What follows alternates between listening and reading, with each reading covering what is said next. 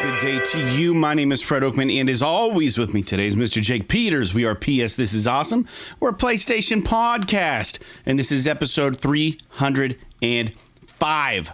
This is a show where we share our feelings about the current state of PlayStation. But before we get on with our show, I want to invite everybody to subscribe to our channel on YouTube. YouTube.com/PS This Is Awesome. If you want to make fun of our trophy list on the PlayStation Network, you can find me at anchorlist_81 and Mr. Jake Peters at JakeSaw01. As always, you can write the show at psthisisawesome@gmail.com. And most importantly, don't forget to share this show with your friends. Make sure you leave comments, rate the podcast as you see fit. As a reminder, this is a video podcast as well. You can watch us do the podcast on our YouTube channel. And for new and or long-time listeners, we have a Patreon. You can support our show at a $1 level a month. The Patreon tier is called the one and only $1 Club. Head over to www.patreon.com/PS This Is Awesome. Become a $1 patron of our show and get a free die-cut vinyl sticker sent to you in the mail, and we'll give you a shout-out as well. With that out of the way, Jake, how are you doing this kind of spring-feeling morning? I don't know. I'm all right. Struggling a little bit, but I think it's just the weather going up and down like this. I just want it to stay cold if it's going to be cold. It's a little bit easier on my face. My sinuses get all clogged whenever it goes from like hot, not necessarily even hot to cold, but it was like 2 days ago, it was literally 12 degrees when I was driving to work. Yeah. And today it's like, I don't know, fucking 50. So it's been a struggle. Yeah. But other than that, I bought an exercise bike. Ooh. As part of a Black Friday thing, and because I wanted something cardio to do at home during the wintertime, because I'm obviously not going to go running or anything. Mm-hmm. So I bought one of those and was dicking around with that a little bit. So that's kind of neat. But other than that, just kind of surviving. Yeah, very good. Yeah, this weather, I love how it feels right now. I will agree that I don't like the swing in temperatures, but I do appreciate the way it feels outside today. It makes me feel like we're through the winter already. You know, like you go through like 5 months of cold and miserable and chapped lips and like, I don't know, just everything. And then and bringing the chapped lips back up. But like, it's just like you go, dry air, whatever dry air brings to your nasal cavity, your nostrils, hard boogers in your nose. Everything about cold air sucks, I think. Now, we don't have a lot of snow, but going through all of that and then stepping outside on the first, 40 plus degree day where it smells like maybe there's life out there. Like, that's what today feels like, but it's a mirage because we haven't had the winter yet. But we had that quick swing from like being miserably cold to like, okay, now it's like 45 degrees out and it kind of feels fucking great.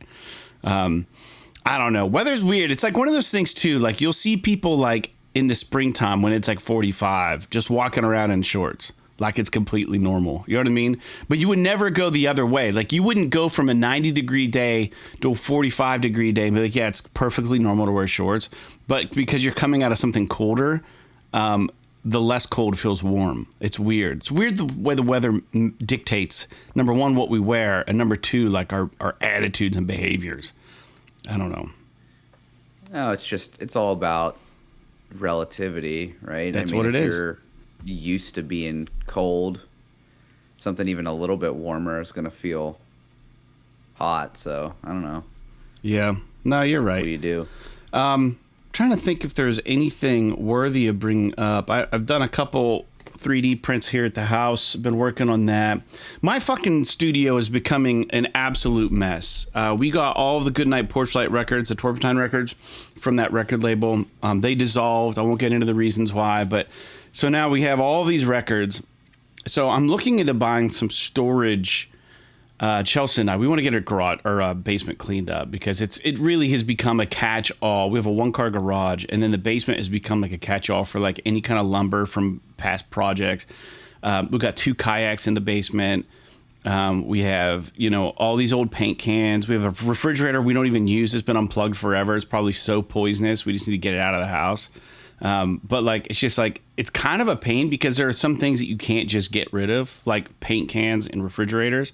No easy way to do it without spending money. And then like, I guess I got to get some of this merchandise shit in my like setup. We're trying to get some nice shelving. Those nice metal shelves you can buy at Home Depot that stack, that you can like anchor to a wall and just get those fucking up on 2 of my walls in the basement. And then I can put my merch up there, my 3D printing shit up there. It'd be really nice to get this studio cleaned out because it is becoming ridiculous. My G.I. Joe collection, and before anyone freaks out, I'm running a dehumidifier in the basement. It's got a humidity of less than like 35%. So it's pretty not humid down there.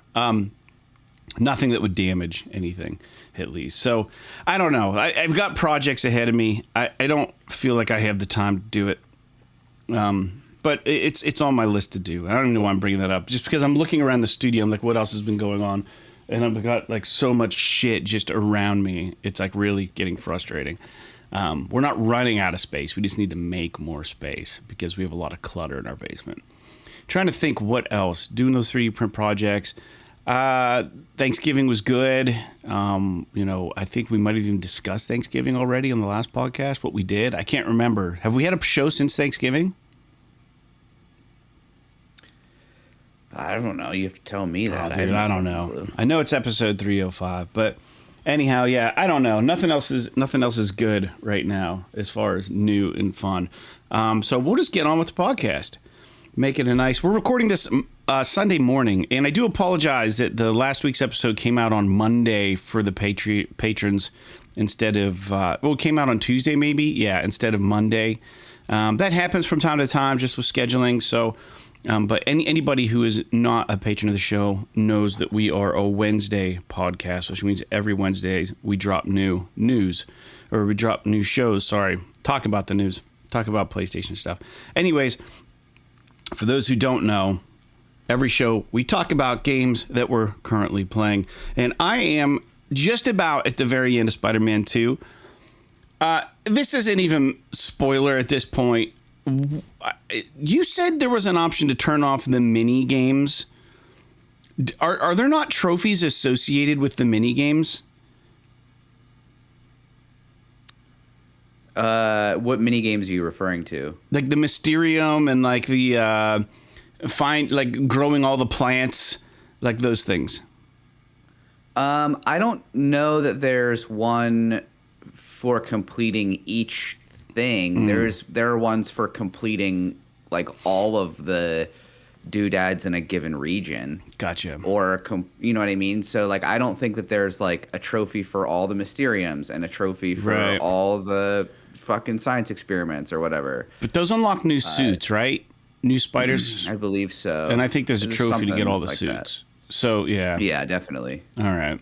You definitely have to do everything to get the platinum. So here's the question for you about Spider-Man 2. I'm enjoying it. I've caught up all of the locations. I have done everything. But in a couple locations, it is said locked. And I believe there's some endgame stuff that pops up in some of these locations. And I think I found out what some of it is. But I am cruising. It was very nice to not be distracted by the side quests, right? I saved the Mysteriums for last.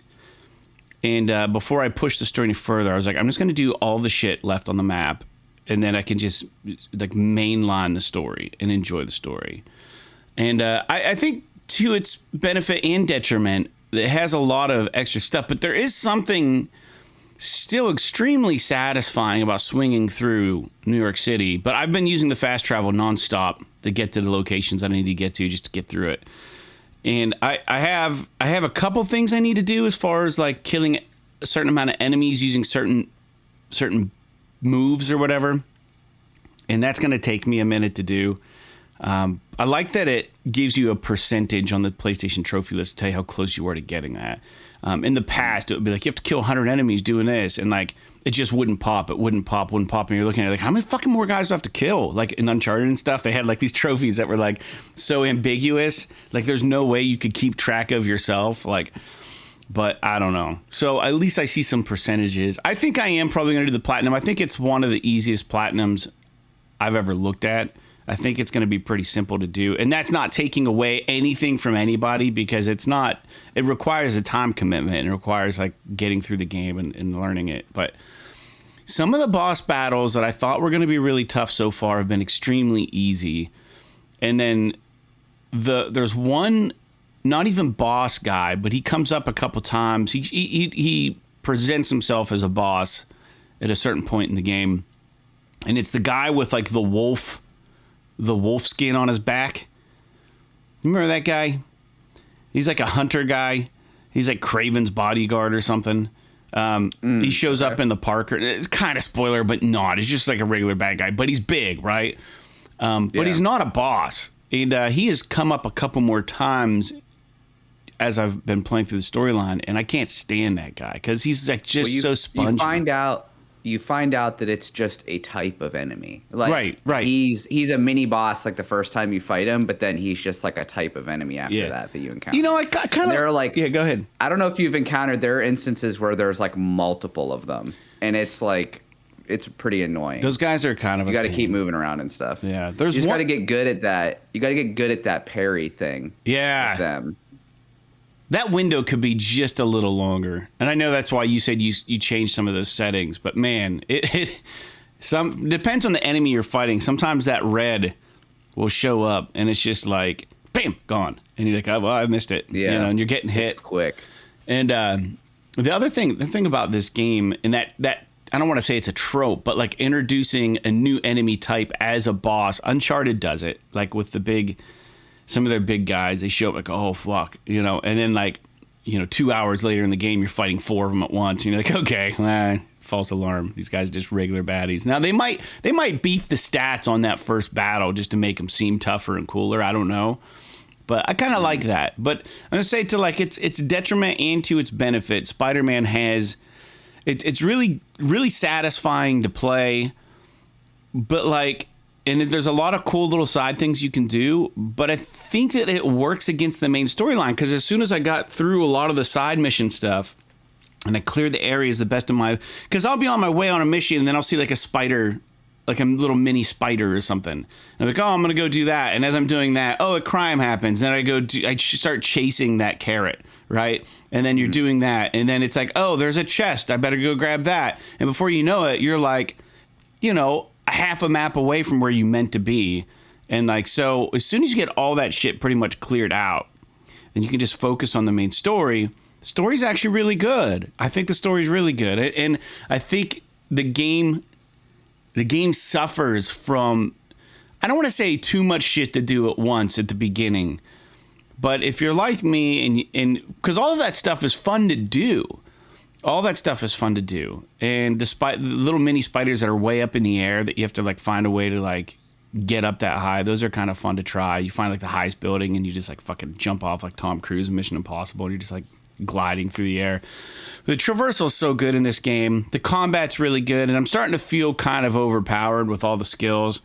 And I don't even know if it's the skills. It's just that like I've amped up all of my health at this point. I might do more damage. And, you know, just popping all of the gadgets, you know, you get 3 uses of all the gadgets. You got like the R3, L3 special move. You have all the L1 trigger buttons that like you can equip 4 different special maneuvers, and sometimes you get 2 of those and you're just like, okay, we're just running into an arms deal. I'm just going to take these guys to town. So it feels kind of good. And I will say that I like it when games allow you to do that. Sometimes games just constantly try to match your ability with difficulty, and like you never get to feel like you've reaped the reward of getting all these skill sets. Like in Spider-Man, I'll say like towards the end, you start feeling kind of like a boss. Like you can just fucking wreck people, and it feels good. And at that point later in the game, the controls really start to click for you. It took a while. It took me longer, I think, than it took you, Jake, to really get a good feeling for the controls and how to utilize them, manipulate them. But I will say that now that I'm in it, I really like this game. It's fantastic. But coming out of Alan Wake into Spider-Man 2 was kind of shocking.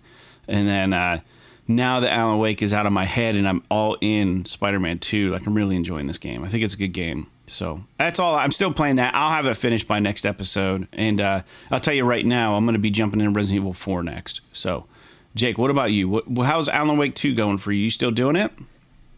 Yeah, I'm like, I don't know, 18 or 19 hours into the game. Oh, you're almost through it.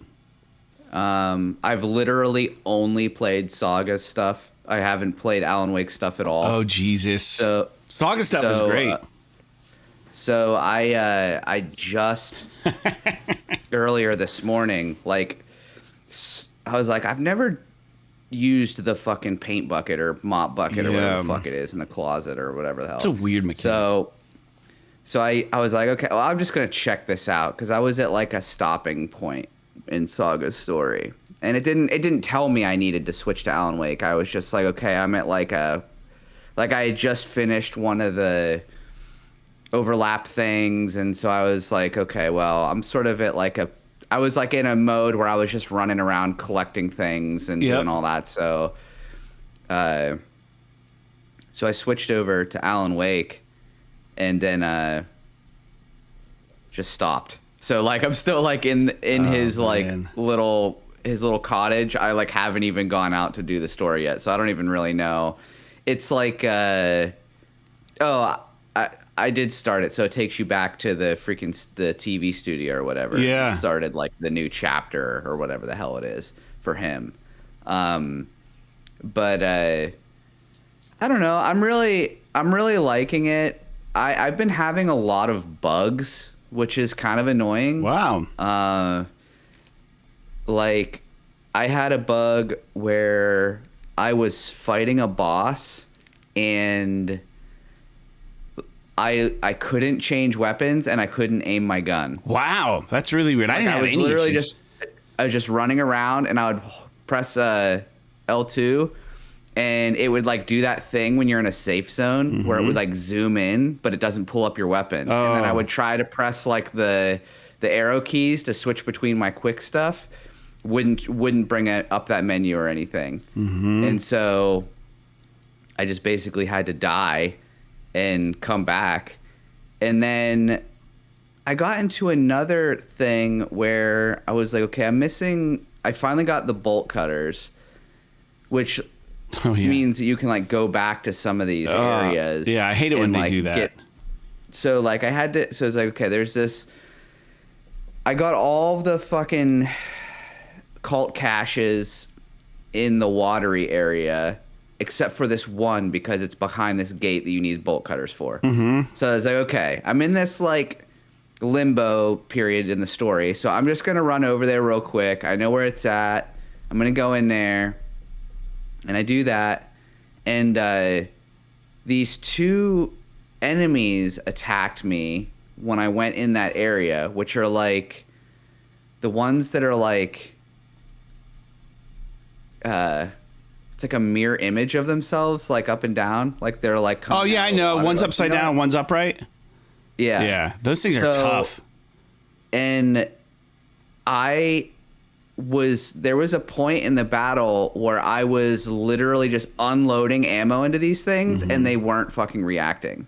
And so like I ended up using, and then eventually like I would run back to the little, safe area and I'd heal myself and then I'd go back out. And by the time I killed these two things, like I literally used all of my ammo. I literally compiled like so much ammo and stuff to just kind of stockpile it, and it's just fucking gone. And I don't know if there was a bug or not, but there was definitely a period of time where I literally unloaded probably 2 magazines of handgun rounds and the enemies didn't react at all. They just kept like walking toward me. There weren't any animations that showed that I hit them. Like it was just very weird. And I don't know. I don't.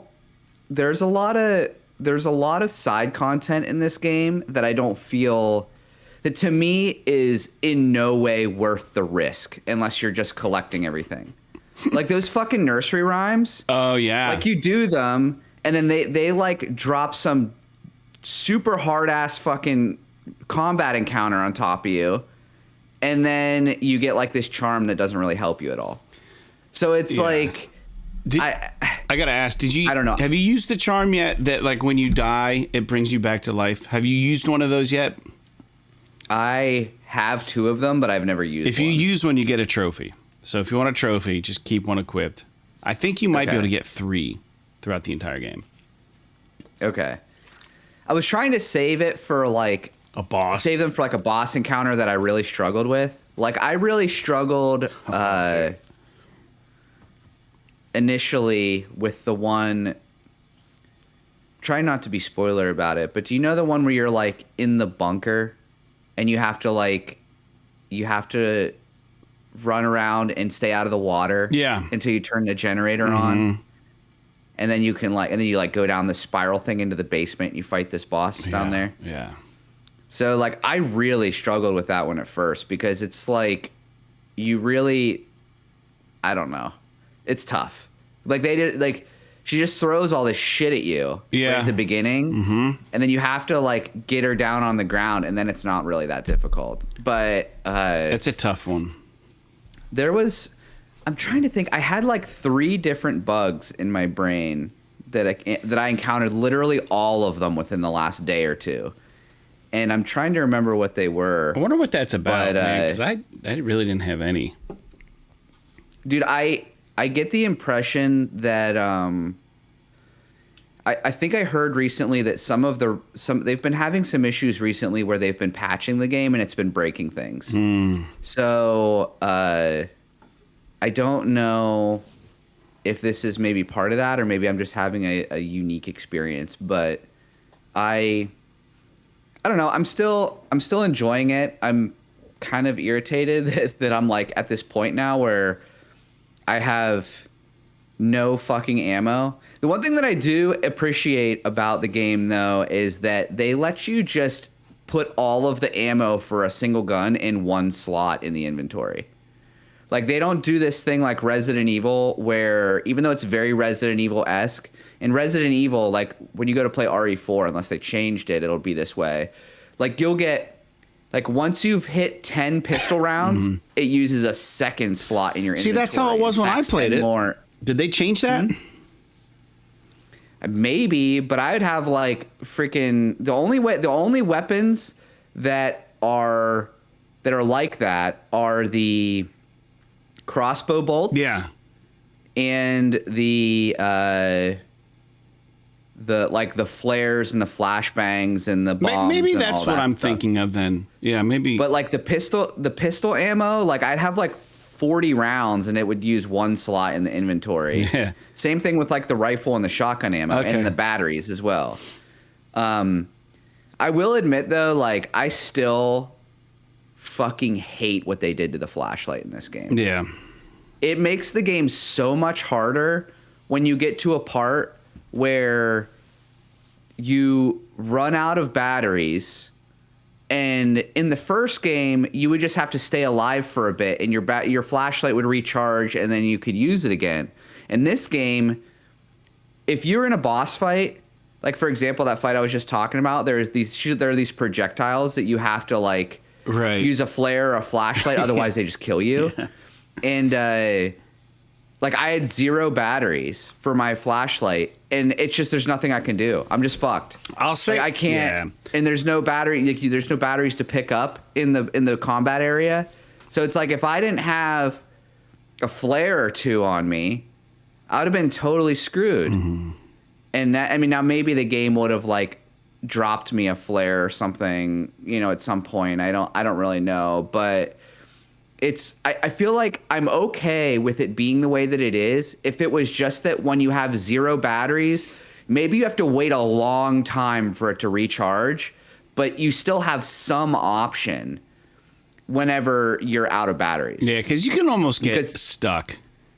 Because that's like a pivotal. That's like a very important part of the combat. Now I understand that there are some weapons like the rifle where you can unlock an ability for it to be able to like shoot through the darkness of enemies and stuff. But that's like you have to find lunch boxes and upgrade that weapon, and it's like I don't want to say it's clumsy, but like it's high powered, so there's not a lot of ammo for it, and it's I don't know. It's just I would call it like as far as like the non-glitch issues that I've had with the game, that's the one thing that I find to be like a sort of like a problem from a design perspective. But I don't want to say it's a problem. It just makes the game a lot more challenging. I'll say this. To everything that you said, this game, you can tell the studio's focus on this game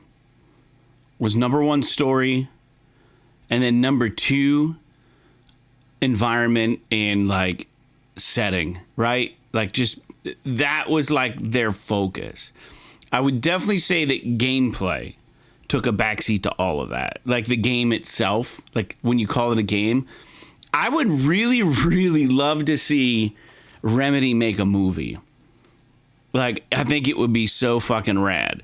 But like all of the presentation, the setting, the story, the acting, the scripting, that's not to say that the gameplay's bad, but it definitely at times is kind of rinse and repeat. And then there are situations like you're saying, Jake, where like, they nerf the flashlight so it just operates differently. And then you can find, because like I found myself in a situation similar to you where those mirror image bad guys, I was in like this boatyard area, and I did one of the nursery rhyme things, and these things came out of nowhere, and I had like five rounds and like a flare, and two of those mirror image things came out at me. And it was like, well, what the fuck am I supposed to do? Like, I can't beat them with the tools that I have.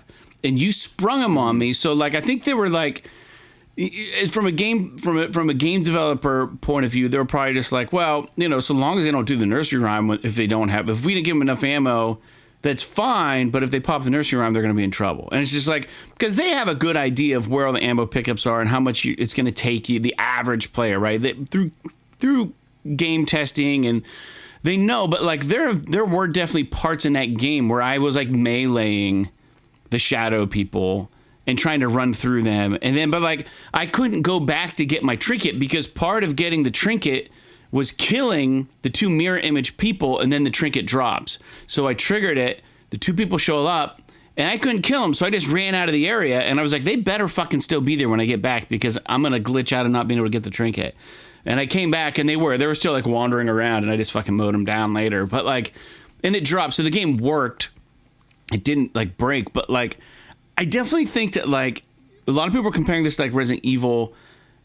In a lot of ways it is, but like I think that the one thing that Resident Evil seems to have under wraps better, because Remedy doesn't do this with their games, this is their first foray into this style of game, is like the scarcity of ammo, right? Like I feel like in Resident Evil you always have enough somehow, but it's just enough that make you feel like, oh fuck, am I gonna run out?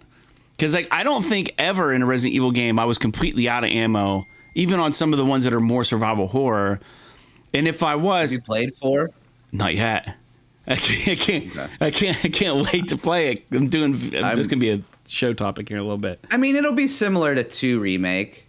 So like in that game, there are probably instances where you're like, you had a little bit less than you would have wanted. But if you actually like take the time to investigate and find all of the boxes and things like that, and find all the pickups, and be really diligent about how you use it, like it's not, I wouldn't sit here and say that it's unfair. But yeah, I think that what is, and I don't want to say that this is a design issue, but like being that this is the thing that about those Resident Evil games is that they're very linear. They're not like these semi-open worlds. And so I don't know. Like they do a really Alan Wake does this thing where it's like I was explaining earlier, where it's like, okay, I finally got the tools I need to unlock these doodads, and I want to go around and I want to get all the things.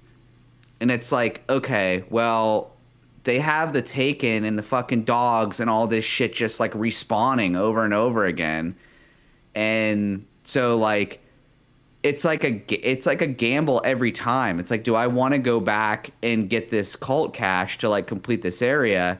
It's like, yeah, I do, but do I want to lose all of my fucking ammo just to get like one flare and a fucking trauma pack out of this cult?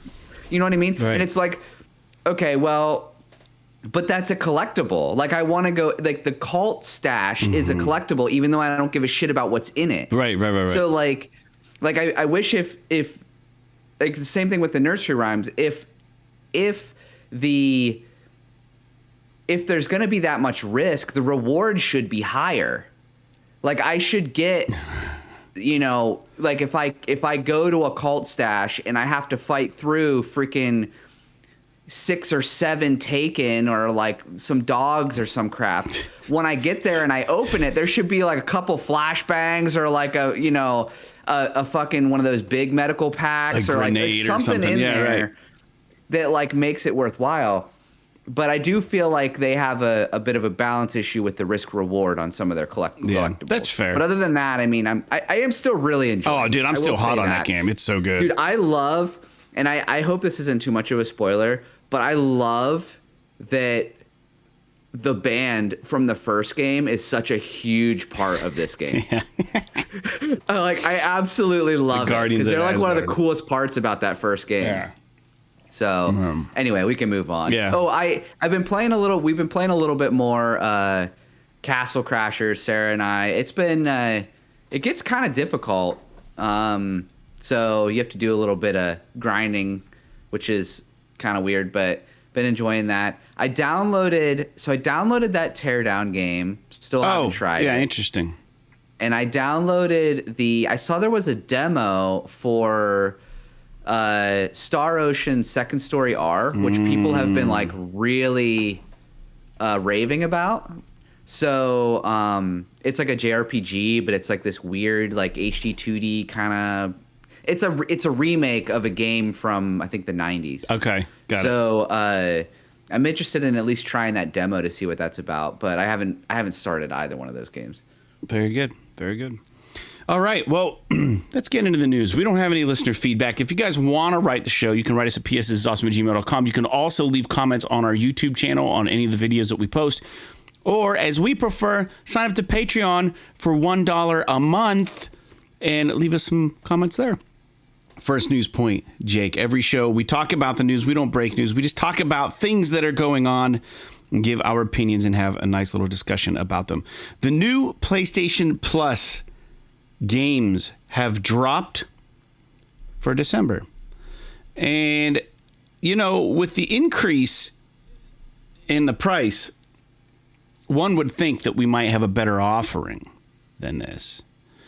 So the first one, I don't know why it says Lego. Is it Lego? It's not Lego, is it? It's a Lego game, yeah. Yeah, Lego 2K Drive, Power Wash Simulator, and Sable. Sable is a indie game. So those are the 3 games for December. Now, granted, we had a lot of good Black Friday deals in November, and they gave us some nice discounts here and there, and we had a nice offering of games. But this seems a little weak to me. I'm not familiar with Lego 2K Drive. Power Wash Simulator, I think, is something Chelsea would actually probably like to play. And Sable, I don't know a whole lot about, so I guess who am I to say? But there's no like games that like stand out on this list that were on my radar. So I don't know. You can write in and let us know what you think. Jake, what do you think about this list of December games? I mean, I'm sure the Lego game is fine. I don't know if it's something that I would be like super stoked to play, but I'm sure it's fine. I mean, most of those Lego games are. I don't know if this is made by Traveler's Tales or if it's made by somebody else. Traveler's Tales, the TT Games, they're the ones that make the other Lego games. Power Wash Simulator is one of those, it's like cult hits. Like people seem to really love it. Yeah. But I don't know if it's a game that I would necessarily be all that interested in. But like you're saying, it's kind of a Zen game. So I could see sort of non-traditional gamers really liking it. And then Sable, that Sable game looks really cool.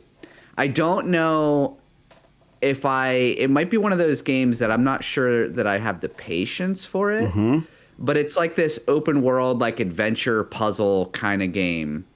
Really neat, like limited color palette, cell shaded kind of art style. It does look interesting to me though.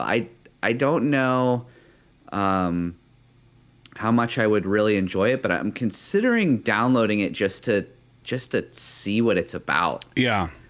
I don't know, because I could see like some of these like more open worldy kind of Zen games, especially when it starts getting cold and you're kind of like stuck in the house and stuff. Sometimes they can be kind of neat as just kind of like a way to sort of let your mind escape, just kind of run around and see pretty things and solve, basic puzzles. And I don't know, it's but we'll have to see. I watched a couple trailers. I don't see any instances of combat in it, so it might just literally be like a puzzle game, but it like visually looks very neat.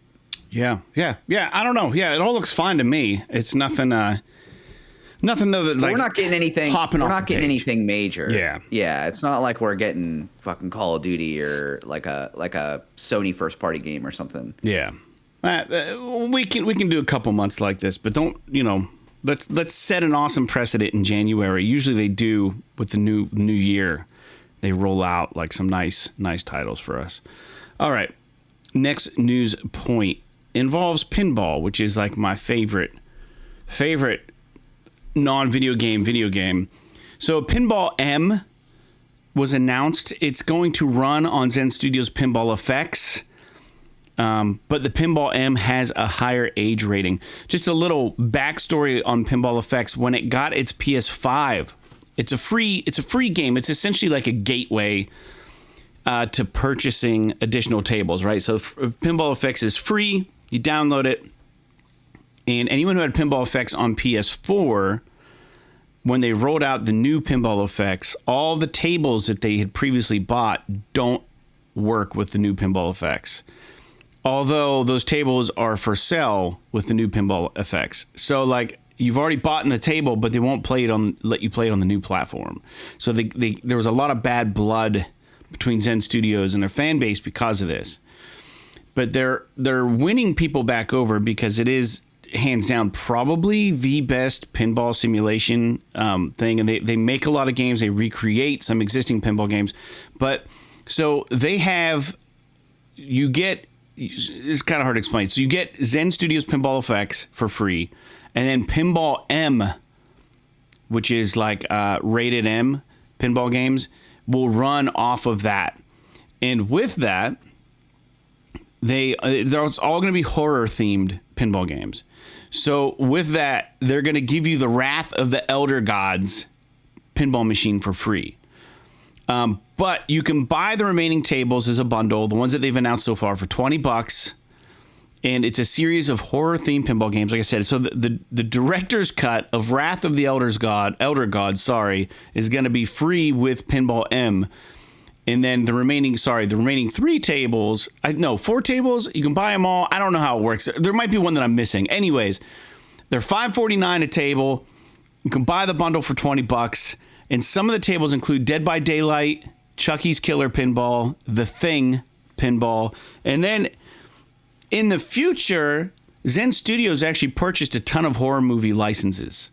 So like one can imagine from that acquisition, this was a post on Reddit that somebody had posted, we're probably going to be getting a Resident Evil table, a Halloween table, a Hellraiser table, a Megan table, a Texas Chainsaw Massacre, Poltergeist, along with other licenses that Zen Studios has purchased. So, pinball and horror has always kind of ran hand in hand, Jake. I think this is awesome. I think that they weren't able to do these kinds of tables before because of the regular age rating on Pinball Effects. But now that Pinball M has an M rating, they can get into some really cool kind of gory slasher kind of pinball games, which is like, it was just like really what pinball should kind of be, I think, in my mind at least. I don't know. I love the Pinball Effects. I haven't purchased any tables recently. I was really into Zen Pinball, which was even before Pinball Effects. And everyone knows I had a really good score on Gorgar. And I was really, really a big fan. They recreate a lot of classic games. But Pinball Effects has a lot of... They're making their own pinball machines digitally. And they run like regular pinball machines. But like they have like mini games and stuff that are like really, really cool. So if you're a pinball fan, like myself, this is kind of interesting if you like horror as well. So I wanted to bring that up. Jake, have you ever messed with this at all? I'm guessing no. No, I mean, I think pinball is cool, but I don't know that I necessarily would have any interest in playing anything other than a real table. Yeah, because that's like most of the magic to me. Yeah, but I think that it is cool. Like these tables are almost like collectibles, though. So like I understand why people would be into these virtual experiences, because maybe they've like, especially like the games that when you used to play Zenbin pinball, like a lot of those tables are real tables. Yeah, they are. Yeah.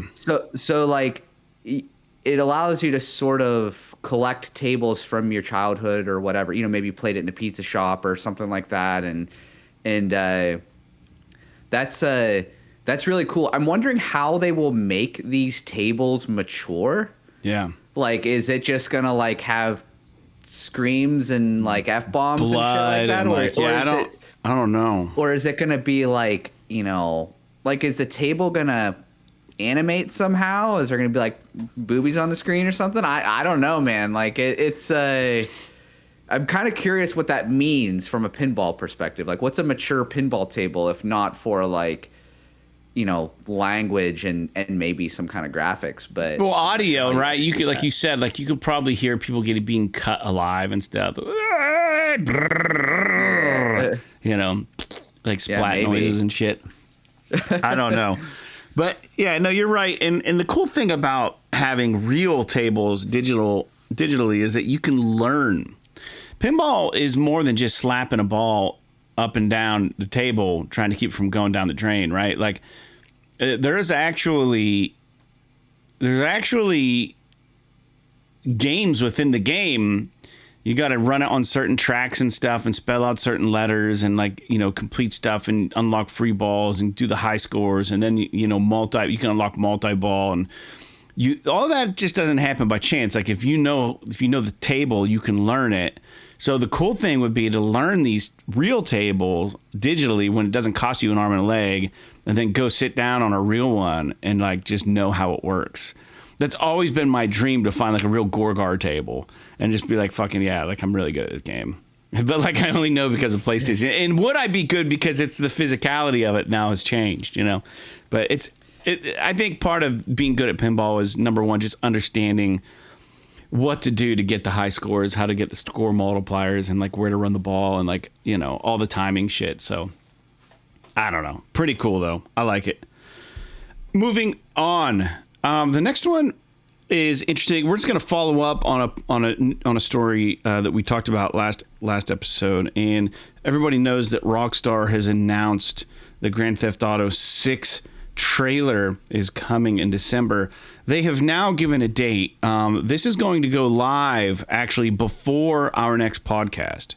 So we're not going to be talking about this until next show. But it's going to air. The Grand Theft Auto trailer will air on Tuesday, 12/5. We will have already, most certainly, recorded episode 306 by this time. So you will have to wait till 307 to hear our... What are you talking about? 12/5 is 2 days from now. Oh, right. So it won't be on this... Wait. It is, isn't it? Jesus. It'll be on next episode. You're right. We'll talk about it on 306, but it won't be on this episode. Our listeners on YouTube who don't subscribe to us on Patreon get the episodes on Wednesday. So if you tune in Wednesday thinking we're going to be talking about the trailer that just dropped the day before, you're wrong, because we're recording this on Sunday, so we haven't seen it yet. But we will come back next episode to talk about whatever the hell it is. So maybe a missed opportunity for us, maybe not, but I don't think a trailer for Grand Theft Auto 6 is enough reason to do another mini episode. That's ridiculous, because probably the trailer is going to be just like, we're probably not even going to see anything. Probably just going to see like a setting and a sunset and palm trees or some shit. And it's just going to say GTA 6, you know? Or it'll just be a Grand Theft Auto trailer, which is like, okay, I don't know. Like, I'm excited for Grand Theft Auto 6, but I can't imagine that anything the trailer is going to show me is going to like defy my expectations of what this game's going to be. So I don't see a reason why I can't wait till the next episode. Fair enough. I agree. And this is an interesting news point, this next one. There was a time where I was purchasing TV shows on PSN to watch. Like, I think I got screwed over with Hell on Wheels. And then they didn't give me my last episode, so I had to get... go tune into a podcast a long time ago. I had to deal with PlayStation support and stuff. Anyways, digital TV show purchases on the PS Store from the Discovery TV channel are going to be gone at the end of the year. So even if you paid for this content, the license agreement between Sony and Discovery TV is ending at the end of the year. So if you bought the content, you have no way to download it. You have no way to preserve it. And you just now no longer will have access to the thing that you purchased. So this kind of leans into the whole debate about digital versus physical, right? So I think this is a rare instance. Like, they probably looked at the numbers and been like, there's like 300 people in the world that bought a fucking Discovery TV show on the PSN. Like, you know, like, I don't know. Like, I wonder how many people this is actually going to affect. But regardless, you know, when you buy digital content, you're essentially just buying the right to play the game, right? You don't own the game. And so that's why I think some people are kind of still huge supporters of going physical, you know, and why people are getting concerned that, you know, digital is the only way that some of these games are being released. But this is strictly Discovery TV and TV shows on that channel platform. Jake, anything about this? I don't know. I mean, it's weird because I buy all my games digitally, and I don't even, like, I consider them, you know, a library that I'll have access to. Mm-hmm. But for whatever reason, when it comes to, like, movies and TV shows, I've never, like, once thought about doing this. I think the only, like, if I'm gonna get something digitally, I'm just gonna rent it. Right. You know, rent it digitally for $5 or whatever the fuck it is, and then, you know, if I want to watch that movie again a couple years from now, you know, I'll just rent it again. Like, it's not, to me, it doesn't seem worth it to buy it digitally. But I know that's like, it's kind of hypocrisy because it just doesn't really matter to me personally. But I can understand why people would be upset about this. Yeah. But this is a little... How is this? I feel like the way that those digital movie and TV shows, like the rights between Sony and the agreement between Sony and the rights holder and all that, I feel like it works differently than it does with digital games. Like I you know what I mean? It like with those, I feel like it was more akin to, you know how when you watch an old TV show on Hulu or Netflix, and sometimes the music that's in it is not the music that was in it when it aired on TV. Right. Yep. Like, I feel like it's one of those kind of things where it's like this, like that those agreements were made in a time before people really thought about what it means to have a digital agreement to like a digital library. because you haven't been able to buy movies or TV on PlayStation Store for what, like fucking 5 or 6 years at this point. Yeah, it's been a while. It's not like this is a you know, like right now you can still go on the PlayStation Store. So I feel like Sony probably stopped doing it because they realized that this is going to be a fiasco. Yeah. So I'm not saying that it's right that you should lose access to stuff that you paid for at all. I'm not saying that. So like this sucks for the people that bought this stuff and they can no longer access it. But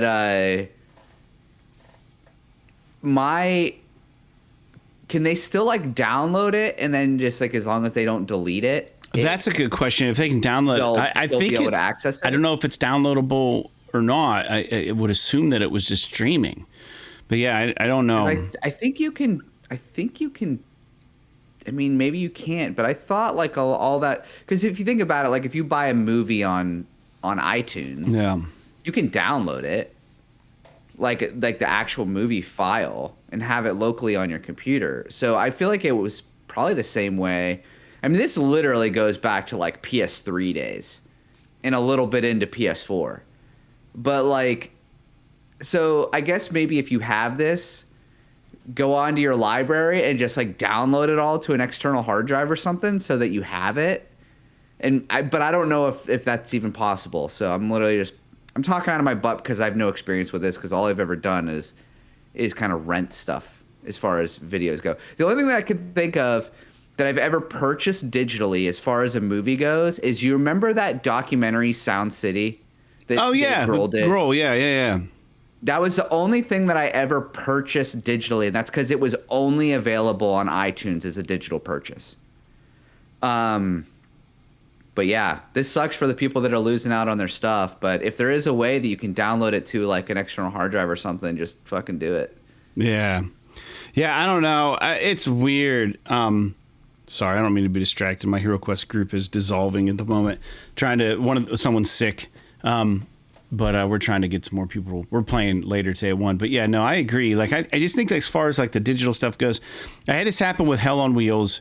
I subscribed. I paid up front for the entire season. When the last episode came out, it was never put on the PSN. It was like there was some sort of like internal glitch where they never got access to the last episode, or they never uploaded it to their server. So I had all but the last episode. And the problem was that, my father watched the show, and he was paying for cable or whatever service he had access to it. And it had been like a month that we couldn't talk about the finale because I never got access to it. And I was going back and forth with Sony for forever. I was like, listen, I paid for this episode. If you want to just refund me my money for the equivalent of one episode, that's fine. Or just fucking make it available. There's clearly something wrong in your end. And like, just to get through to them, to explain to them that situation was very difficult because it's such a weird situation. They're like, oh no, we gave you the season. And I'm like, yeah, but what you don't understand is there's a missing episode. When I go to watch it, the last episode aired on this date. It's not available to me. And you would go to like their list. Like, if I wasn't logged in, I'd go look at the Hell on Wheels, season 5 or whatever.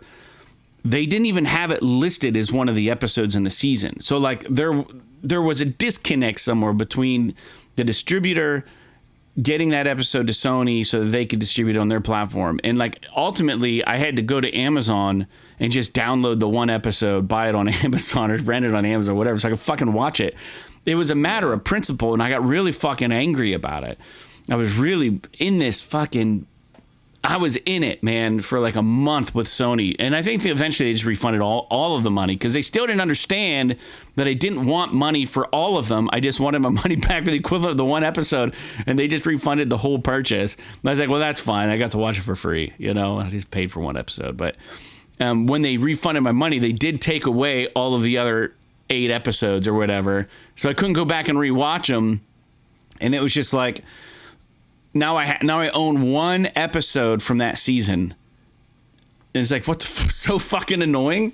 You know what I mean? I don't even care. But I mean, like, yeah, this digital stuff, Most of the things are hammered out on it. What's interesting though, Jake, you talk about the way it could affect video games or not, and we don't need to open up a whole new discussion on this, but you know that like Sony has the license for Spider-Man, right? So when that license expires, what happens to the Spider-Man game? I think that they can still sell it. I don't know. Yeah, I would have to imagine, like, we're so far into the digital age now that I would have to imagine that when Sony made that agreement with Marvel, that it was just like, look, we can just sell this forever. Right. Like, we're making a fucking game. It's ours to sell.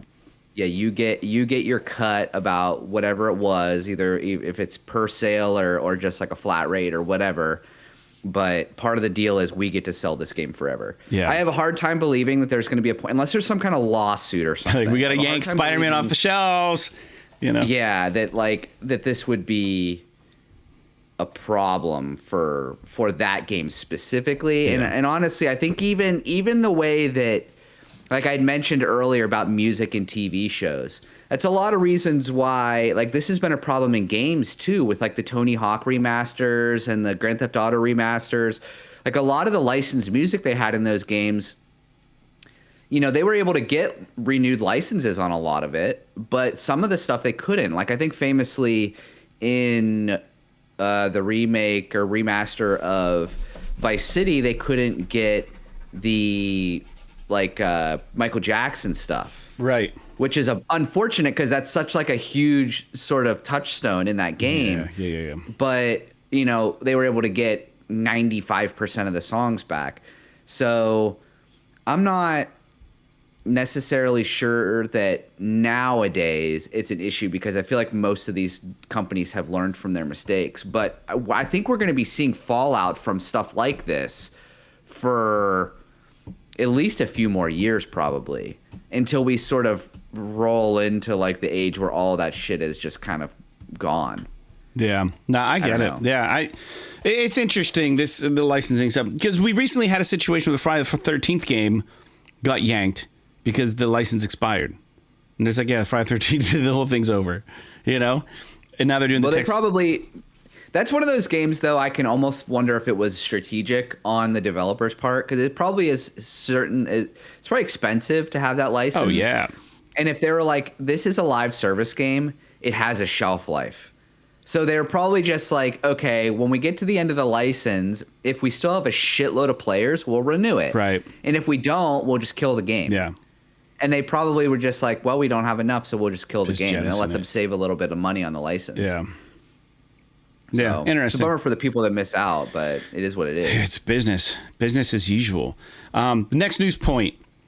So this came out of nowhere, and I don't think anyone expected this. Cyberpunk 2077 is getting another patch 2.1, and it was announced that it's going to roll out December 5th, and that is a few days from now, and it's going to include the ability to actually use the metro system, like get on the metro train and ride it around, and stuff can happen inside the train. It's going to have an on-person radio, so you can keep the radio going when you're outside of your vehicle. There are going to be car races, new vehicles.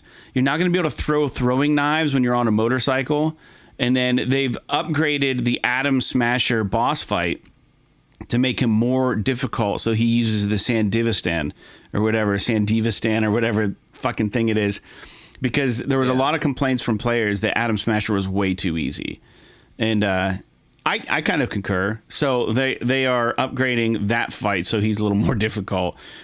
So yeah, very cool. And this will be the final, I believe this is the final fucking patch for 2077. But Jake, I know your brother Josh started playing Cyberpunk 2077 and he had just finally gotten to some of the DLC content. I haven't talked with him for a while, but dude, I highly recommend anyone who can get in and play this the Phantom Liberty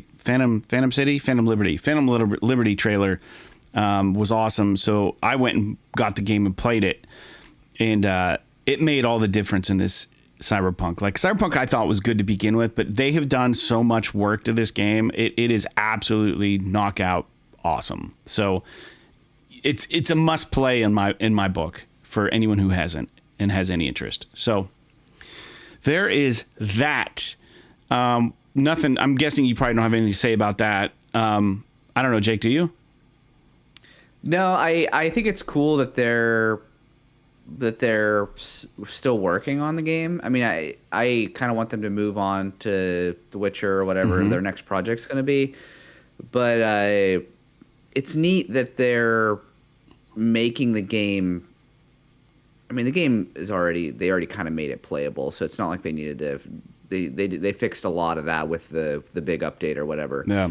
But it's cool that they're adding more content to it. I mean, people really like this game, so it just is kind of nice that if I ever do decide to go back to this game, that I'm gonna have more stuff that I can dick around with. So that's neat.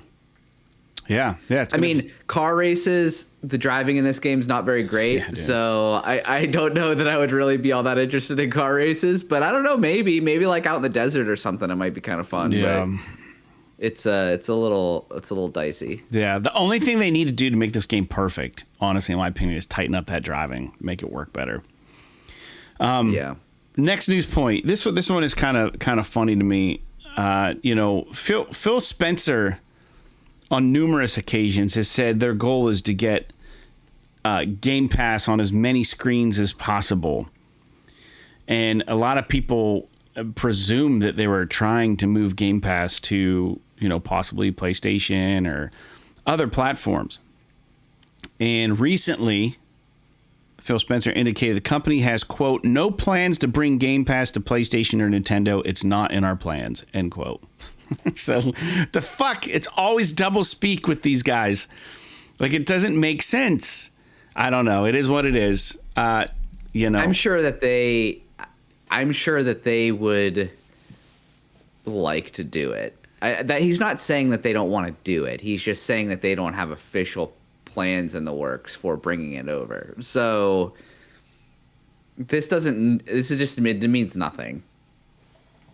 I'm sure that, like, it's like if he were to call up whoever's running PlayStation and be like, hey, can you want Game Pass? And PlayStation guy was like, yeah, let's have Game Pass. Yeah. And all of a sudden they would have plans. Yeah, right. So it's nonsense. I mean, it's not really even worth reporting on, to be honest. It's just more of the same shit from these bosses. Moving on. So this is a news point I'm excited about. I've timed this perfectly. With the recently announced Resident Evil VR mode for PSVR2 releasing on December 8th, my first experience with Resident Evil 4 will be completely VR. I'm going to run through this thing. Whew, I can't wait because the trailer looks fucking ridiculous. And Capcom has come out and they've said, yeah, we're going to keep remaking these games. And I just got to say, man, these Resident Evil remakes are fucking fantastic. Anyone who thinks otherwise is out of your mind. Like, these remakes, they play so well. The games are fantastic. They highlight the good stuff about the games, and they keep doing these VR modes for them for free, which is unbelievable. I can't believe that the VR is free in these games because it is done so well and it's so polished. It's really incredible. So hats off to Capcom. Jake? It's definitely cool. I haven't played any of these games in VR other than the little bit of Resident Evil 7 that I played in VR. So I still have never even played Resident Evil 8. So I definitely haven't played the VR in that. And I imagine that this is probably pretty good too. So it's cool that they're really supporting this. People must really like it. I mean, it must. Oh, it's so good. It must be a big, at least a popular thing from the perspective of people who actually have VR units and they can stomach the game. Yeah, but I don't know if. I mean, I haven't played RE4 remake, so maybe it's a little bit more spooky. I don't know if it's as spooky as, like, they perceive Village to be, for example. But if you're in the game, it's going to be spooky. So I'm sure that it'll do a fine job of freaking you out. I'll tell you this: if you haven't played 8, you need to do 8 in VR. I thought 7 was scary, but 8 was a whole different level. Like, here's the thing: I thought that 8 was less scary than 7, but when you went into them virtually, I truly believe that 8 is more scary than 7 in VR. Like, they flip. Like, for some reason, 8 is super scary in VR. And, like, I could only get so far. And I was just like, I'm not fucking playing this game again. Like, not like this. I really want to, and I might. But I think that already going through it is enough for me. But, like, that's why I'm so excited about Resident Evil 4 is I've never played it. So, and that's how I did 7. I just went in blind, and then it's fine. I know there are parts in 8 that are just like, oh shit. Like, I don't know if I could do that in VR. But going into it blind, you force yourself to do it because that's where your game progresses. And it's like, I'm not fucking going back and playing this on a flat screen. In fact, you might even be able to just go back to flat screen on these games if VR is too much and pick up where you left off. I'm not sure how that works, but I'm going to do 4 in VR. That's my next thing. December 8th, I'm getting into it. I'm diving in. I get the VR controllers charged up. I'm so excited to do this. Man, I just hope it's not terrifying because I know 8 was really bad in the beginning for me for whatever reason. I think it was just more immersive than 7 because you had independent arms and they really did the whole like loading and all that shit with 8 that you didn't do in 7. 7 was all kind of like look based, click the button, that's where you're shooting. And it felt really intuitive that way, but doing it with your fucking hands and dropping shit and like getting nervous, like, oh man, it's going to be awesome. And from what I understand, I think 4 is a little more action oriented. So I'm going to have to get maybe more proficient. I mean, I think 8's probably more actiony than 4. Okay. I hope you're right. 4 was still very much like third person survival horror, and 8 was, in my understanding was it was a little bit more shootery. Yeah. But I don't know. I mean, I haven't played the remake though, so I don't know what they tweaked. But I mean, I played the demo, but that doesn't get you very far. So yeah. Got it. I think it's going to play a lot like probably RE2 remake would be my guess. All right, no worries. Next news point. This game called Spine got announced. There's a nice little trailer. For anyone interested or who knows what gun fu is, it's kind of like martial arts, but you're using like usually like a pistol, and you're just close range, just like shooting people. It's like a fist fight, but you're still able to like blast people up close. So it's a new game. Features gun fu as the main combat. It's running Unreal Engine 5, and there's a new trailer out showing some early gameplay footage. Now, there is no release date yet announced for this game, but it's being published by Nekki, Nekki. I actually don't know if they're also developing it. I couldn't figure out who the developer of the game was, but the trailer looks awesome. And this game looks really good. Yeah, it looks neat. I'm not... It looks like one of those games where it could be just it could be a revolution, or it could be just like when it comes out, it just gets like fucking closeted and written off as like some kind of B-level like game. You know what I mean? Like its initial showing is impressive. Yeah. But we kind of have to see more, I think, and we kind of have to see what it actually is going to play like. I know they did have like a gameplay trailer, but it really doesn't give you a whole lot of insight into what like the actual like B2B gameplay is. Yeah. Like, what am I doing in this game? You know, what's like, the purpose? Literally, yeah. Yeah. So we'll have to wait a little bit more on that. But I agree with you. It does initially look pretty cool. It looks refreshing. Like a new way to play a video game, like a new style. I do like the art style, like on their website and stuff. How everything's very clean, and it's got like this sort of neon, but like kind of paint style, like almost cell shaded a little bit. Like it's cool. It looks cool. I agree. It's not as gritty of a cyberpunk world as like Cyberpunk 2077. It seems like it's a little more stylish, which I appreciate. I think it looks sweet.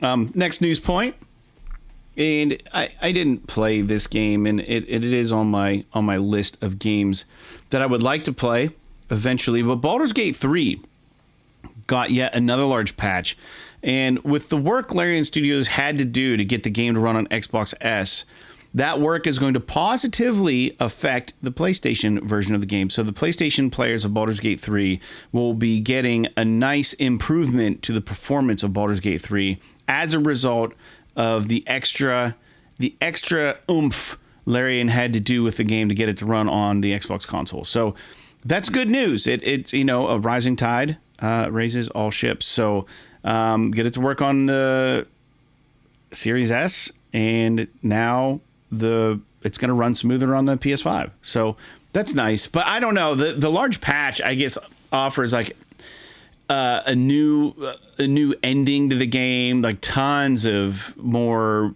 voiceover work, and like, it's just, this game just seems ridiculously huge. I don't know. Yeah, it's definitely one of those games where you've got to commit to it. If you're not interested in playing a game that is long, involved, is difficult, is got a lot of like, chance and circumstance and all this kind of stuff in it, this game's probably not going to be for you. But it's so well received and it looks so interesting that I really do want to give it a try at some point. I just think that I don't know if I'm going to be able to hang with the game all the way through. Yeah. So I kind of want to wait till it's available a little bit cheaper before I actually make an attempt on it. Yeah. But I just don't know if the combat will sit with me. But everything else about the game looks totally dope. Yeah, it looks awesome. So we'll see. But yeah, so they're just patching the shit out of this game and just making it even better. So this is a weird news thing, Jake. And I know that Netflix has dipped their toes in the gaming world. And we had talked about a news point a while back about how they were trying to acquire Grand Theft Auto or something. It was a weird news point. So it was confusing, but it has since been confirmed. Netflix is now going to offer GTA 4, GTA Vice City, and GTA San Andreas on their platform somehow. Now, Netflix also offers games Spiritfarer, Dead Cells, Kentucky Route Zero, and will be adding Death's Door and Hades in 2024. Jake, I'm still confused how, as a Netflix member, I can play these games. Like, I don't understand how it works. I think it's on iOS. Do I have to have the Netflix app on my phone? I don't know how you play Netflix games when you're a is it an extra cost? Are you paying extra? Do you have to pay extra for these games? How to play Netflix games? That's a great question. I just logged into Netflix on my computer. Let's see if there's like a games option. So it says from the home screen in the app on the phone, swipe down to find mobile games row. Tap on the game and then I did see that on my phone. Get game or play game. Tap get or the cloud icon on the App Store banner. The game will download and install. When complete, tap open. The game will launch. Who wants to? There's a YouTube video that says what is Netflix gaming and how to access it. Huh. That's so weird. Yeah, I couldn't see it anywhere on the browser website. I logged in there. So, I don't know, man. It's very bizarre. Like, who's gonna be installing and playing Grand Theft Auto Vice City on their phone through Netflix? Like, what is that? Like, I guess, like, it's just kind of a deal where because you're paying for your Netflix subscription, it's like value added where you also have access to this. But who wants to do that? I don't know. I mean, maybe some people do. Well, dude, I'll tell you this. Remember Valiant Hearts, how good that game was? And then it was coming out on Netflix, the sequel? Mm-hmm. It says to release on January 31st exclusively for mobile with Netflix games. Interesting. And this was a post 10 months ago. And this was from Ubisoft. So, but it already is on Google Play and it has reviews. It says it's the second installment of the BAFTA award-winning game Valiant Hearts: The Great War. This sequel will follow. How's it have ratings already? Dude, I have no idea. I'm so confused about how to access. It says available now. It's out now. The second Valiant Hearts is available on Netflix Gaming, apparently. And it's right now. Yeah. Ubisoft had a post about this, apparently. It says Valiant Hearts. This came out in January of 23. Valiant Hearts Coming Home is available now exclusively for Netflix members for iOS and Android devices. The sequel to the award-winning Valiant Hearts Great War brings players back to World War I for a dramatic narrative game following 4 interweaving stories of friendship, survival, and sacrifice amidst the turmoil of the tragedy of the war. I gotta fucking play this. I didn't even know this thing released. Because it was like a really good game. I gotta get the Netflix really app and try this. I don't know. I have it on my phone. I should take a look at it. That's really interesting. That's a game I actually am interested in. So yeah, all right, maybe more to come on that. But Grand Theft Auto coming to Netflix games. It's so fucking weird. And it's exclusive. You can't play it anywhere else. I hope that game did well. Netflix games. Jake's trying it right now. I'm like fucking looking at it on my phone at the moment. It's like a bunch of random shit I've never heard of before. Yeah. Like, what are all these games? I don't know. Cut the Rope? Like, that's an old school freaking mobile game. That'd be a good name for a song. All right. Anyways, what's this game called? What's the sequel called? Valiant Hearts Coming Home. Valiant Hearts Coming Home. There it is. Dude, you gotta fucking get it. Interesting. Give you something to play. Huh. Nice. Well, there you go, guys. That's a game that flew under our radar that we were kind of excited about. Man. Huh. Yeah, well, it's got good ratings, good reviews. Probably 0 player base because it's impossible to. No one even knows how to access it, let alone play it. It's a shame because Valiant Hearts. Who fucking knew about this? I've never heard of this before. This service. I don't know, man. You should be able to do it on your TV. But I looked online and they said, yeah, the Netflix app won't on the TV won't play games. You got to do it on your phone. That's ridiculous. So it's not streaming. It's just playing on, you must have to like play it on a device that they know that can handle the game. Heaven forbid I be able to play this game on my fucking PlayStation. Yeah, I know. Anyways, hey, moving forward. Next news point. 1/17/42. There was a lot of speculation about whether Beyond Good and Evil is worthy of a sequel. They talked for lengths about a sequel to this game. Different podcasts, different news outlets have always been like, who even fucking plays the first one? Who even cares that much about it? Like, there's been no information about the sequel outside of they were still working on it. Ubisoft now has confirmed that Beyond Good and Evil 20th anniversary is happening. The 20th anniversary edition is happening. More news about this in 2024. Probably first quarter. But I can't help, Jake, but think that this is a test bed for interest in the title before they move forward with the sequel. I don't anticipate this getting much love, this 20th anniversary game. I mean, Beyond Good and Evil 2 has been in development for like a millennium, so I don't really know. Like, what do they have to lose? Just fucking release it. That's probably not that far along. They're probably... I don't know if it's to... I mean, gauge interest maybe, but it could also be to just like reinvigorate the audience before the second one comes out. So maybe, from an optimistic point of view, maybe it's possible that they are getting ready to announce maybe more about when Beyond Good and Evil 2 is going to release. And as part of that, they're going to announce sort of this remaster or remake, or I guess it's probably not even anything. Maybe they're just re-releasing it. But I don't know. Excuse me. Is it good? I don't know. I've never played it. To me, it seems like it's like a vocal minority that really loves this game, kind of like Mirror's Edge and stuff like that. So I'm not really sure how great it is. Am I going to play it? I don't know. I need to see more about it.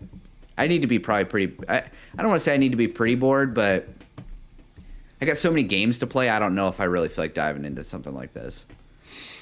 I wonder if it's going to be a remaster at least. I mean, I don't want the original version of the game. You know, they better do something. I would hope so. They better up-res the shit out of it. Yeah, I would hope it's at least up-resed so that it doesn't look totally garbage. Dude, I remember playing this game on PC when it came out, and I loved it. But, like, that's also, you know, given that, like, it was a game how far back, you know what I mean? It was a long time ago. It wasn't, I don't know. To me, it wasn't like, I think if I played the game now, I would be a little less gobstopped by it. You know what I mean? And sure. Anyways, we've got a couple news points left, and then we'll head out for the day, Jake. Next news point is everybody knows that Fallout is getting a TV series. We finally got a TV show trailer for this. Did you watch it, number one? And I thought it looked good, but it looked a little, I don't want to say, janky's not the right word. It looked right, and the environments and the settings looked right. Everything, I guess, looked right about it, but I don't know. There was still something about it that kind of rang with me, like, maybe don't get my hopes up too high. It looked good, but I still kind of question what we're going to end up getting with this. I do know Walton Goggins is in it, and he's one of my favorite actors. He's cool. He's got the big fucking front teeth. He's in Justified. He plays Boyd Crowder. He's in a lot of things. He's really a good. He was in the Tomb Raider movie. He played one of the bad guys in that movie. But he plays the sheriff that has his nose cut off from the game. I can't remember what that sheriff's name is. He's a ghoul? Yeah, he plays Ghoul. Yeah. And looks great in the trailer. Looks just like him. The fucking Brotherhood of Steel Armor looks just right. It all looks good. It all looks good. So, but there's still something about the trailer to me that seemed a little off, despite how good it looked. It's almost like it's too clean. The trailer's like too clean. Like everything looks too new and sparkly. Even like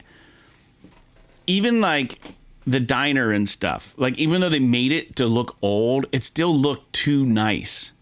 I don't know. To me, at least, it looked like a little too nice. Everything. Yeah, it's like it needs a little bit more.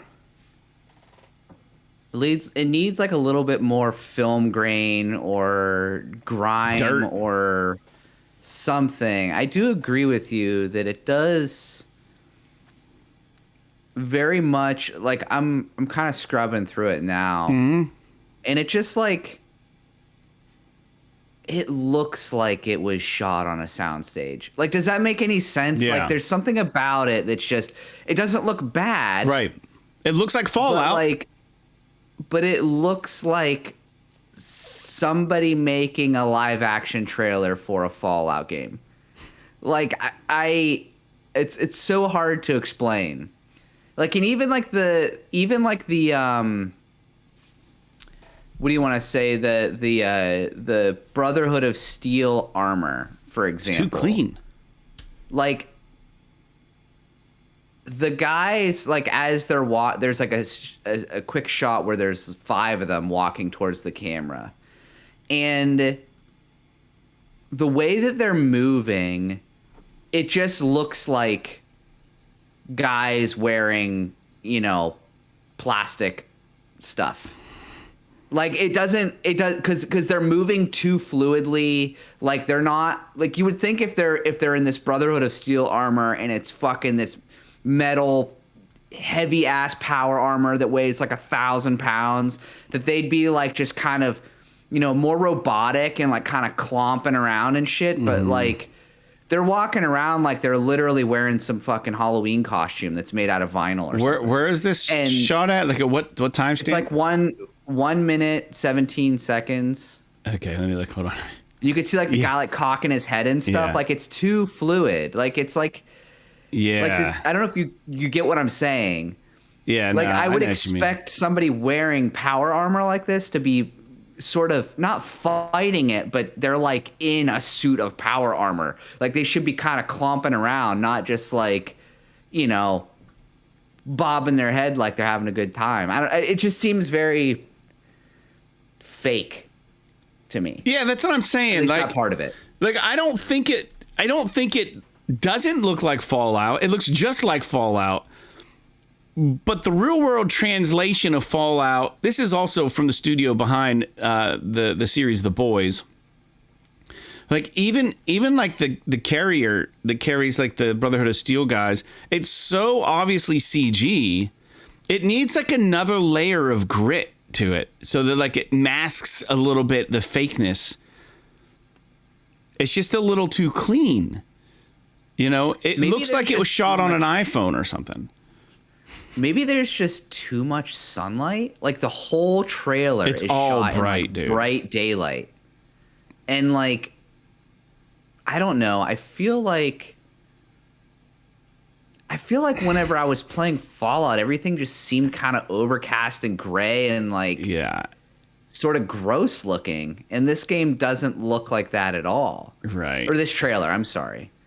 Everything's. I feel like they're trying to be stylish and like have the bright, you know, colors of the Vault uniforms like kind of contrasted against the brown of the environment and everything. But it looks. I don't know. It's gonna be on Amazon Prime, right? Yes, I'm gonna watch it. I'll have to check it out. Do you know what? Does it say? Do we know when it's coming out? April 12th, it looks like. Yeah, we got months before it comes out, but I'm sure we're going to see more and more of it. And I don't know, man. I'm not... Like, the Brotherhood of the Steel armor, like, those guys should be huge.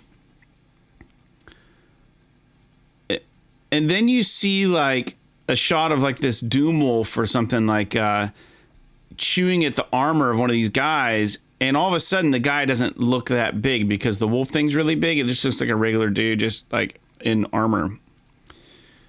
I don't know, man. I don't want to be hypercritical. I want it to be awesome. We'll have to wait and see. We'll just have to wait and see. Let us know what you guys think. Yeah, definitely. And 2 more news points before we get the H out of Dodge for the day. I mean, dog meat looks good. But it's kind of hard to fuck up a German Shepherd. So. Yeah, it looks just like dog meat. Anyway, I'm sorry. Continue. No, you're good. We have a trailer and a game coming out on PSVR2 in January 16th, 2023. The game's called Toy Trains. It's from the same developers who made Super Hot VR, and it's essentially a miniature railway builder. And this looks really relaxing and kind of fun. It's a puzzle game. You essentially have to connect one side of the track to the end track. You got to connect it, and there's obstacles in the way. And then you have an infinite, well of different kinds of track that you can put down to do different things. Bridges, probably, curves, S-curves, whatever, inclines, all that kind of stuff. But it's in VR. And I think this game looks really cool because of that. And knowing how well Super Hot played, my hopes are up that this game's going to be good. Something a little less maybe violent and action-packed, but something that may be kind of like a Lemmings kind of game, maybe a little bit. Like with you're just solving these little puzzles, and I would hope that they have some sort of free build mode where you can just make train tracks. And like I don't know if you get on there, like if you can warp yourself inside the virtual train or not. I don't think you can. I think it's just like you hover above it, and it's like a toy train, hence the name Toy Train. But it looks cool, and there's a neat little trailer, and they've done the trailer good. It's very much a VR game. Don't expect to be blown away by the graphics or anything, but I think the premise of the game would be really fun in VR. I don't know. I'm honestly surprised they don't do a more realistic model train thing in VR. Mm-hmm. You know, because this is very cartoony and kind of, you know, it's like a little steam engine bobbling around. Like it's nothing, you know, really crazy. But dude, model trains are one of those things that's a huge fucking hobby. Like the people that are into that are fucking into it. And so like I wonder if it wouldn't be kind of a neat thing to be able to make have a real model train simulator where you could I don't know how you would license all of the official train models and all that stuff, but like I think this game looks pretty cool. I don't know if I'll get into it or not, but it seems like a neat. I like the idea of these tabletop games in VR. I'm not sure. Like there was that one. Was it Demio? Yeah, I still really want to play that, but it's probably that was the late tabletop miniature game, right? Yeah. But I just don't know if I would enjoy playing a game like that. Yeah, is all. I would like to see a game like Warhammer come to, what if they had like a 40K miniature game in VR2 where like, you know, you don't have to pay $30 for a mini, but like $3 or something, build your fucking army out, spec it out and play other people in these virtual maps. That would be a blast. Yeah, I'm honestly kind of surprised that, I mean, there's 1,000,001 other Warhammer games. Why not make a VR game where you're actually playing the game? Actual game? Yeah, you're actually playing fucking Or like any of these classic RPG, like tabletop RPGs, like Space Crusade. Like make a fucking Hero Quest VR2 game where you can just fucking play Hero Quest, and let the computer play the bad guy. You know what I mean? It doesn't have to be crazy. I don't need to go into first person mode or anything. Just let me go tabletop down. Give me the fucking cards. Let me take my turns and play it. They already have an app that runs the game. Like all these board games. Like now is the time. Especially like, could you imagine if we have another pandemic? How many people were trying to play board games through like Skype and stuff with family members? Like create a virtual platform where you can play fucking Monopoly with your family. That would be fun. But make it cool, like Hero Quest or like, you know, Blackstone Fortress or some shit. That'd be rad. Anyways, I don't know. It is what it is. Very cool, though. Toy Trains coming to PSVR2 January 16th, 2023. Last news point, and then I will let everybody go. And, I wrote this backwards. The last news point is, don't forget, guys, the Game Awards airs 12/7/2023. So if you're interested in watching that, make sure you tune into it. And I think I'm still voting Alan Wake to Game of the Year, but I highly doubt it's going to win. But damn, I was just smitten by this game. Yeah, I'm excited not for the Game Awards, but for what we're going to find out at the Game Awards. So like I'm excited for the day after the Game Awards where I can scrub through all of the trailers, announcements, the stuff that happened. Like I want to know, I want to know who the winners were, and I want to know what all the announcements are and all this stuff. But I don't want to watch an ad-filled 3-hour fucking slog with like, all these speeches and all this crap that I just don't care about. Well, I hear that. For me, it depends on what I'm doing. Is this what day is the 7th? Is that a Friday? Thursday, yeah. I've got to work the next night. I'll probably be eating dinner, and I'll be like, shit, the Game Awards on. I better tune in, see what's going on. If I got nothing else going on. Yeah, so I don't know. I'm excited, like you said, but they did announce, Jake, that they are not going to be the cards that come up before world premieres and stuff. They're not going to be announcing them as such. They said they want to put all the games on an even playing field. So I don't know if they're even going to be announcing whether things are premieres or whether there's the first time, maybe this is the first time you've seen gameplay. So like, good luck. The media will figure that out. Yeah. I would say good luck figuring that out on your own though. Because, it might be tricky. But I think I can get down with that decision. You know what I mean? It is what it is. Celebration of games. Why turn it into a popularity contest? Why make somebody's announcement be more important than somebody else's? Keep it equitable. Mm-hmm. And no new game announcements for this week. There weren't any posts on Push Square as of this morning for the new games coming out. But I did have a little thing. We can look forward to. I want to say, hold on one second, because I did have something and I must have deleted it. And it was new PlayStation games. Yeah, new PS5 games in 2023. So for the end of the year, we know we're getting quite a few games here. So I do have December 5th, we're getting Arashi Castles of Sin Final Cut. We're getting December 5th, The Lord of the Rings Return to Moria. I don't know what that game is.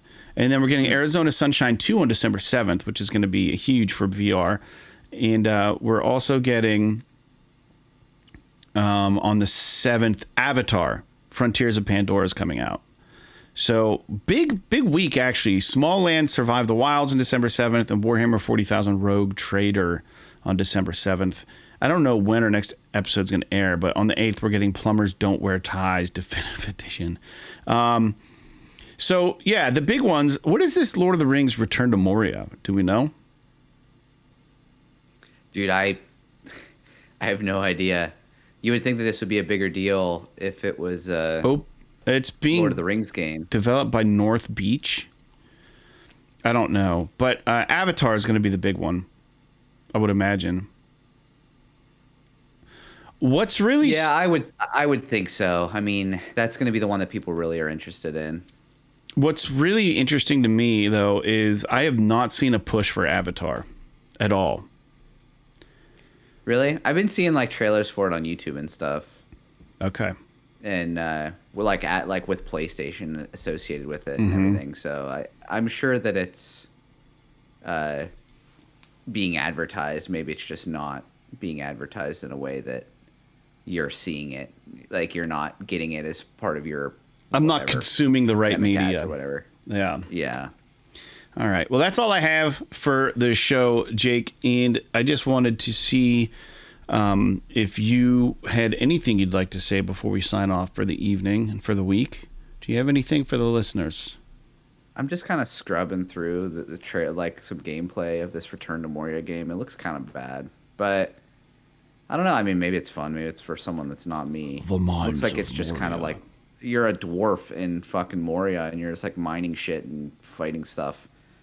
I mean, we just got that Gollum game that was horrible, so hopefully it's at least better than that. Well, the bar has been set pretty low for them, so... Yeah, very good. Well, as we've done in previous years, and thanks to One Black Talon for the reminder, last week, Jake and I wrote a Christmas song, and it's called "'Tis the Season" in Northwest Pennsylvania. And it's not for sale anywhere, but you can listen to it for free online, and you can listen to it at the end of every podcast that we do in the month of December to get you all ready for the Christmas spirit.